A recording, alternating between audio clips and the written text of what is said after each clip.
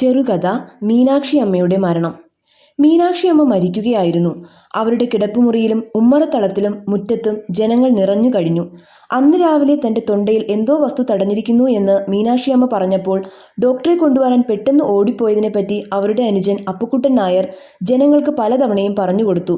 മീനാക്ഷിയമ്മയുടെ വെപ്രാളം കണ്ടപ്പോൾ താനൊന്ന് ആശുപത്രിയിൽ പോവണ്ട എന്ന് തീരുമാനിച്ചു എന്ന് ഡോക്ടർ നാട്ടുകാരോട് പറഞ്ഞു.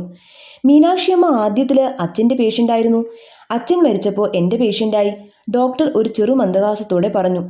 സ്വാതന്ത്ര്യ സമരത്തിൽ പങ്കെടുത്ത ഒരു ധീര വനിതയായിരുന്നതുകൊണ്ടാവാം മീനാക്ഷി അമ്മയുടെ ശവം പുതപ്പിക്കുവാൻ നല്ല ഖദർ തുണി വേണമെന്ന് പഞ്ചായത്ത് പ്രസിഡന്റ് തീരുമാനിച്ചത്. ഗാന്ധി ജയന്തിക്ക് ഒരാഴ്ചക്കാലം മാത്രമേ ബാക്കിയുണ്ടായിരുന്നുള്ളൂ. അതുകൊണ്ട് 30% റിബേറ്റും പ്രഖ്യാപിക്കപ്പെട്ടിരുന്നു. പഞ്ചായത്ത് പ്രസിഡന്റ് കേളിപ്പണിക്കരോട് പറഞ്ഞു, വരടോ പണിക്കരെ, നമുക്ക് 4 മീറ്റർ ഖദർ വാങ്ങി വരാം. ഹോട്ടലിൽ പോയി ഓരോ കോപ്പ് ചായയും കുടിക്കാം. മീനാക്ഷി അമ്മയ്ക്ക് മാത്രമാണ് ആ ജില്ലയിൽ ഒരു താമ്രപത്രം കിടച്ചത് എന്ന് പഞ്ചായത്ത് പ്രസിഡന്റ് പണിക്കരോട് യാത്രാമധ്യേ ഓർമ്മിപ്പിച്ചു. നാട്ടുകാരുടെ അഭിമാനമാ, അത് പണിക്കർ ഓർമ്മിക്കണം. മഹാത്മജി ഗുരുവായൂർ തൊഴാൻ വന്നപ്പോൾ മീനാക്ഷി അമ്മ വളയും ചങ്ങലയും കമ്മലും ഒക്കെ ഊരിക്കൊടുത്തു. അന്ന് വയസ്സ് 15. പിന്നെ ഒരിക്കലും സ്വർണം ധരിച്ചിട്ടില്ല. 15-ാം വയസ്സിൽ ഖദർ ഉടുത്തു തുടങ്ങി. ഇപ്പോൾ ഏകദേശം 87 വയസ്സായിരിക്കാം. ഇതുവരെയും ഖദറാ വേഷം. യഥാർത്ഥ ഗാന്ധിയനാ, പണിക്കരത് ഓർമ്മിക്കണം, പഞ്ചായത്ത് പ്രസിഡന്റ് പറഞ്ഞു. പണിക്കർ മൂളുകയും ചെയ്തു.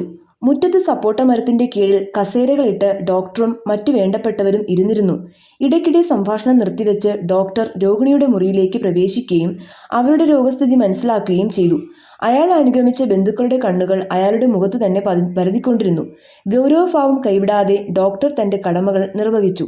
നാഡി പരിശോധിക്കുക, നെഞ്ചത്ത് കുഴൽ വയ്ക്കുക, കൺപോളകൾ നീക്കി കൃഷ്ണമണികളെ പരിശോധിക്കുക മുതലായവയായിരുന്നു അദ്ദേഹത്തിന്റെ മുഖ്യ കടമകൾ. ആശുപത്രിയിൽ നിന്ന് കൊണ്ടുവന്നപ്പോഴേ ഞാൻ വിചാരിച്ചതാ, ഇനി അധികകാലം നിലനിൽക്കില്ലാന്ന്. ഞാൻ എന്താ ചെയ്യാ? വീട്ടിൽ പോണോന്നും പറഞ്ഞ് തേങ്ങി കരഞ്ഞു. ഇക്ക് മരിക്കാൻ അശേഷം പേടിയില്ല. പക്ഷേ വീട്ടിൽ കിടന്ന് മരിക്കണമെന്ന് നിർബന്ധമുണ്ട്. മീനാക്ഷി എടുത്തി പറയുക. ഞാൻ ഡോക്ടർമാരോട് സമ്മതം ചോദിച്ചു. നേരെ വീട്ടിലേക്ക് കൊണ്ടുവന്നു. 10 ദിവസമായി ഈ കിടപ്പ്. കഞ്ഞിയുടെ വെള്ളം കുടിച്ചാർന്നു, ഇപ്പൊ അതും കുടിക്കില്ല. അപ്പുക്കുട്ടൻ നായർ എല്ലാവരും കേൾക്കത്തക്ക വിധത്തിൽ ശബ്ദം ഉയർത്തിക്കൊണ്ട് പരാതിപ്പെട്ടു. വീട്ടിലേക്ക് കൊണ്ടുവന്നത് നന്നായി. ആശുപത്രി കിടന്ന് മരിക്കേണ്ട ആളല്ല ഈ കിടക്കണത്.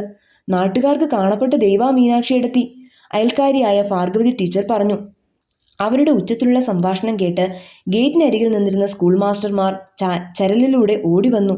എന്താ ഭാർഗവതി ടീച്ചറെ, എന്താ സംഭവിച്ച്? അവർ വിളിച്ചു ചോദിച്ചു. ശ്വാസത്തിന്റെ തുടങ്ങിയിട്ടുണ്ട്, പക്ഷെ കുറേ നേരം കൂടി കഴിഞ്ഞിട്ടേ ജീവൻ പോവുന്ന ഡോക്ടർ പറയുന്നേ, ടീച്ചർ പറഞ്ഞു.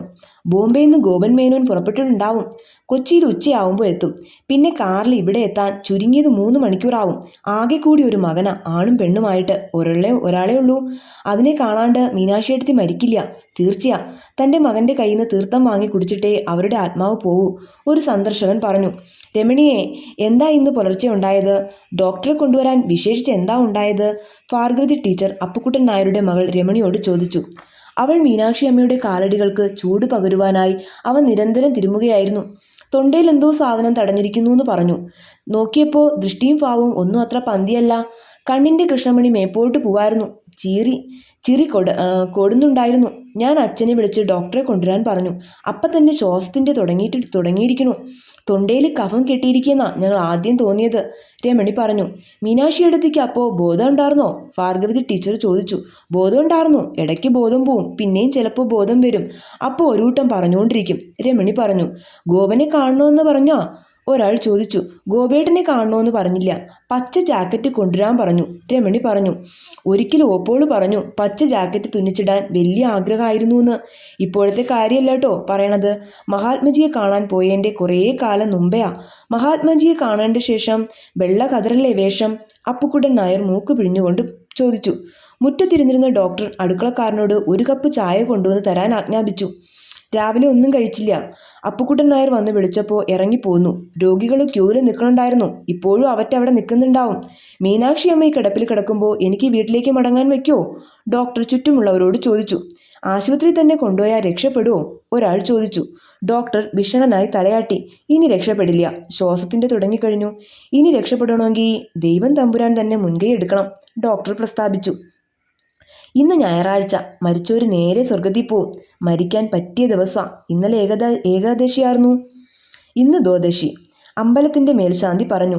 പുണ്യാത്മാവല്ലേ, നല്ല ദിവസം തന്നെ മരിക്കൂ. ഒരു മാസ്റ്റർ പറഞ്ഞു. നാടിനെന്നല്ല, ഇന്ത്യ രാജ്യത്തിന് തന്നെ മുഴുവനും നഷ്ടമാണ് മീനാക്ഷിയമ്മ മരിച്ചാൽ, കോൺഗ്രസ് നേതാവ് പറഞ്ഞു. അയാളുടെ വസ്ത്രങ്ങളുടെ വെണ്മ കൗതുക ദൃഷ്ടിയോടെ നോക്കിക്കൊണ്ടിരുന്ന കുഞ്ഞു ചിരിച്ചു. ഈ കുട്ടി ആരുടെ കുട്ടിയാ? നേതാവ് ചോദിച്ചു. അത് മീനാക്ഷിയമ്മയുടെ സഹോദരൻ്റെ പേരക്കുട്ടിയാ, മാസ്റ്റർ പറഞ്ഞു. കാഴ്ചയിൽ മീനാക്ഷിയമ്മയുടെ ഒരു ഛായയും ഈ കുട്ടിക്കില്ല. മീനാക്ഷിയമ്മയുടെ നിറം പുതുപ്പവൻ്റെ നിറമല്ലേ? രാഷ്ട്രീയ നേതാവ് ചോദിച്ചു. അതെ, മീനാക്ഷിയെടുത്തിയുടെ നിറം കുറച്ച് വിശേഷം തന്നെയാ.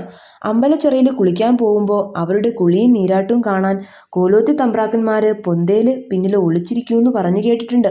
മേൽശാന്തി മന്ദഹസിച്ചു. അതൊക്കെ പഴയ കഥയല്ലേ എമ്പ്രാതിരി? ഭാർഗവതി ടീച്ചർ ചോദിച്ചു. ആ പഴയ കഥ തന്നെയാ. മേൽശാന്തി ഒരു ദീർഘനിശ്വാസത്തോടെ പിറുപിറുത്തു. രമണി ഒരു തട്ടിൽ ചായക്കപ്പുകളും പേറിക്കൊണ്ട് മുറ്റത്തേക്കിറങ്ങി. ആരാ മീനാക്ഷിയെടുത്തിയുടെ അടുത്ത്? ടീച്ചർ രമണിയോട് ചോദിച്ചു. അവിടെ എല്ലാവരും ഉണ്ട് അമ്മണിയമ്മേ. അവിടെ എല്ലാവരും ഉണ്ട്, അമ്മണിയമ്മയും കുട്ടികളും ഉണ്ട്. അമ്മണിയമ്മ വിളിക്കുമ്പോൾ വല്യമ്മ വിളി കേൾക്കുന്നുണ്ട്, രമണി പറഞ്ഞു. ഡോക്ടർ ചൂട് ചായയിൽ 1-2 തവണ ഊതി. പിന്നീട് അത് ധൃതിയിൽ കുടിച്ചു തീർത്തു. ഞാൻ പോയി നോക്കട്ടെ, സ്വബോധം തെളിഞ്ഞിട്ടുണ്ടാവും. അത് നല്ല ലക്ഷണമല്ല, ഡോക്ടർ പറഞ്ഞു. മരിക്കണേൻ്റെ മുമ്പേ കണ്ണു തുറന്ന് ചുറ്റും നിൽക്കണോരെ സൂക്ഷിച്ചു നോക്കൂത്രേ, ഭാർഗവതി ടീച്ചർ പറഞ്ഞു. വല്യമ്മ ഇന്ന് മരിക്കില്ല, വല്യമ്മ ഇനിയും കുറേ കാലം ജീവിക്കും, രമണി പറഞ്ഞു. രമണിയമ്മ ഡോക്ടറാ? മേൽശാന്തി ചോദിച്ചു. ചിരിച്ചാൽ വക്രിക്കുന്ന മുഖമായിരുന്നു അയാളുടെ മുഖം. അതുകൊണ്ട് രമണി ധൃതിയിൽ തൻ്റെ കണ്ണുകളെ ആ കാഴ്ചയിൽ നിന്ന് പിൻവലിപ്പിച്ചു. ഞാൻ ഡോക്ടറല്ല, രമണി പറഞ്ഞു. രമണിയമ്മ ദൈവമല്ല, അതെയോ? പിന്നെ മരണം ഉണ്ടാവില്ല എന്ന് എന്തിച്ചിട്ടാ ഉറപ്പിച്ചു പറയണേ? മേൽശാന്തി ചോദിച്ചു. രമണി ചായത്തട്ടും പേറിക്കൊണ്ട് വീടിൻ്റെ അകത്തേക്ക് പോയി. ഡോക്ടറും അവരെ അനുഗമിച്ചു. രോഹിണിയുടെ മുറിയിൽ ഒരു മൂലയിൽ പുൽപ്പായ വിരിച്ച് അതിൽ ആസനസ്ഥനായി ഭഗവത്ഗീത വായിക്കുകയായിരുന്നു ഹെഡ് മാസ്റ്റർ ബാലകൃഷ്ണയ്യർ. ആര് പറഞ്ഞിട്ട് അയ്യരെ നിങ്ങൾ ഇങ്ങനെ തൊള്ള പൊളിയിക്കണേ? ഡോക്ടർ പുഞ്ചിരിയോടെ ചോദിച്ചു. മീനാക്ഷി അമ്മയ്ക്ക് ഈ സന്ദർഭത്തിൽ ഗീത കേൾക്കണമെന്നുണ്ടാവും. അയ്യർ പാരായണം നിർത്തിക്കൊണ്ട് പറഞ്ഞു. ഗീതയല്ലേ ഇപ്പം വായിക്കേണ്ടത്, വിഷ്ണുഭുജംഗ, ഭാർഗവതി ടീച്ചർ പറഞ്ഞു. വിഷ്ണുഭുജംഗ? അതെന്താ? ഞാൻ കേട്ടിട്ടില്ല. വായിക്കേണ്ടത് ഗരുഡ പുരാണ, പഞ്ചായത്ത് മെമ്പറായ ശങ്കുണ്ണി മേനോൻ പറഞ്ഞു. അതും പറഞ്ഞ് തർക്കിക്കേണ്ട, അയ്യർ ഗീത വായിച്ചോട്ടെ, അപ്പുക്കുട്ടൻ നായർ പറഞ്ഞു. അതും ഇതും പറഞ്ഞ് എൻ്റെ മൂഡ് പോയി, അയ്യർ പ്രസ്താവിച്ചു. ഒന്നും വായിക്കണ്ട, വല്യമ്മ വല്ലതും പറഞ്ഞാൽ കേൾക്കണ്ടേ? ആരും മിണ്ടണ്ട, ഞാൻ വല്യമ്മയോടൊരു കാര്യം ചോദിക്കട്ടെ, രമണി പറഞ്ഞു. രമണി രോഹിണിയുടെ അരികിലിരുന്നു. അവർ തൻ്റെ ചുണ്ടുകൾ വൃദ്ധയുടെ കാതോട് ചേർത്തു. വല്യമ്മയ്ക്ക് എന്താ മോഹം? വല്യമ്മയ്ക്ക് എന്തെങ്കിലും തിന്നാൻ വേണോ? പാല് കുടിക്കണോ? ഇളനീര് കുടിക്കണോ? വല്യമ്മയ്ക്ക് എന്താ മോഹം? രമണി ചോദിച്ചു. രോഹിണിയുടെ കണ്ണുകൾ വികസിച്ചു. പച്ച ജാക്കറ്റ് വേണം. പച്ച ജാക്കറ്റ് ഇടാൻ മോഹ? രോഹിണി മന്ത്രിച്ചു. പച്ച ജാക്കറ്റോ? രമണി ചോദിച്ചു. രോഹിണിയുടെ ചുണ്ടുകളിൽ ഒരു പുഞ്ചിരി പൂമ്പാറ്റ പോലെ തത്തിക്കളിച്ചു. വല്യമ്മയ്ക്കൊരു പച്ച ജാക്കറ്റ് വേണോന്ന് രമണി അപ്പുക്കുട്ടൻ നായരോട് പറഞ്ഞു. പിച്ചുംപേയും പറയണതാ, പച്ച ജാക്കറ്റ് ഇടണത് ഞാൻ കണ്ടിട്ടില്ല. വെള്ള കതിർ മാത്രമേ മീനാക്ഷിയെടുത്ത് ധരിച്ചിടൂ. നല്ലപ്പൻ കാലത്ത് കതിർ മാത്രമേ ഉടുത്തിട്ടുള്ളൂ.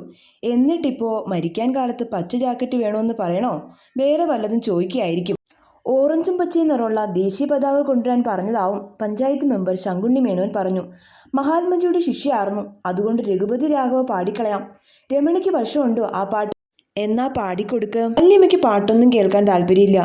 ഒരു പച്ച ജാക്കറ്റ് മേടിച്ചുകൊണ്ട് വന്നാൽ വല്യമ്മയ്ക്ക് സന്തോഷമാവും, രമണി പറഞ്ഞു. അവൾ വീണ്ടും രോഹിണിയുടെ കാതിൽ മന്ത്രിച്ചു. വല്യമ്മയ്ക്ക് എന്താ വേണ്ടത്? എന്ത് വേണമെങ്കിലും തരാം. പാലയ്ക്കാ മോതിരം, രോഹിണി പറഞ്ഞു. പാലയ്ക്കാ മോതിരോ? വല്യമ്മയ്ക്ക് പാലയ്ക്കാ മോതിരം കെട്ടണോ? രമണി ചോദിച്ചു. എനിക്ക് പാലയ്ക്കാ മോതിരം കെട്ടണം, രോഹിണി കരടി കലർന്ന് ഒരു സ്വരത്തിൽ പറഞ്ഞു.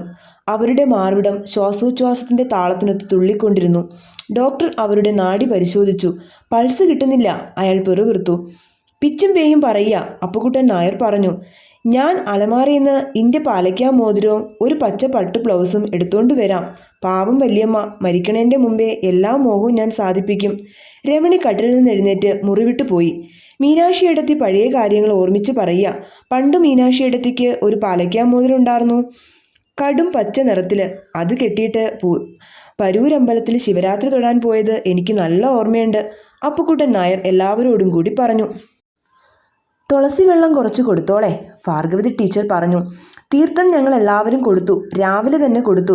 ഇനി ഗോപൻ മാത്രമേ തീർത്ഥം കൊടുക്കാണ്ടൂ, അപ്പുക്കുട്ടൻ നായർ പറഞ്ഞു. മഹാത്മാഗാന്ധിയുടെ ഒരു പടം പൊക്കി കാണിച്ചാലോ? കോൺഗ്രസ് നേതാവ് ചോദിച്ചു. അതൊന്നും വേണ്ട, ഡോക്ടർ പറഞ്ഞു. മഹാത്മജി ഈ സമയത്ത് ഓർക്കില്ല, മേൽശാന്തി പറഞ്ഞു. എമ്പ്രാതിരി, നിങ്ങളൊരു കമ്മ്യൂണിസ്റ്റ് ആയതുകൊണ്ടാവാം അങ്ങനെ പറയണേ, നേതാവ് പറഞ്ഞു. അയാളുടെ മുഖം രോക്ഷത്താൽ ചുവന്നു. ഇവിടെ വെച്ച് തൻ്റെ രാഷ്ട്രീയം തുടങ്ങണ്ട, മേൽശാന്തി പറഞ്ഞു. എന്നാ ആ കോലായിലേക്ക് വരിക. ഞാൻ തമാശ പറയലൊന്നും തൻ്റെ തമാശ പറയലൊന്നും എന്നോട് വേണ്ട, കോൺഗ്രസ് നേതാവ് പറഞ്ഞു. അയാൾ മേൽശാന്തിയെ കോലായിലേക്ക് ആനയിച്ചു. മീനാക്ഷി ഏട്ടത്തിക്ക് രഘുപതി രാഘവ രാജാറാം കേൾക്കണോ? ടീച്ചർ പാടിത്തരും. ഭാർഗവതി ടീച്ചർ ഇവിടെ തന്നെ നിൽക്കണ്ട്. അപ്പുക്കുട്ടൻ നായർ രോഹിണിയുടെ കാതിൽ മന്ത്രിച്ചു. രോഹിണി കിതച്ചുകൊണ്ട് പറഞ്ഞു, വേണ്ട. മീനാക്ഷി ഏട്ടത്തിക്ക് വല്ലതും വേണോ? അപ്പുക്കുട്ടൻ നായർ സസ്നേഹം ചോദിച്ചു. രോഹിണിയുടെ കണ്ണുകൾ ജ്വലിച്ചു.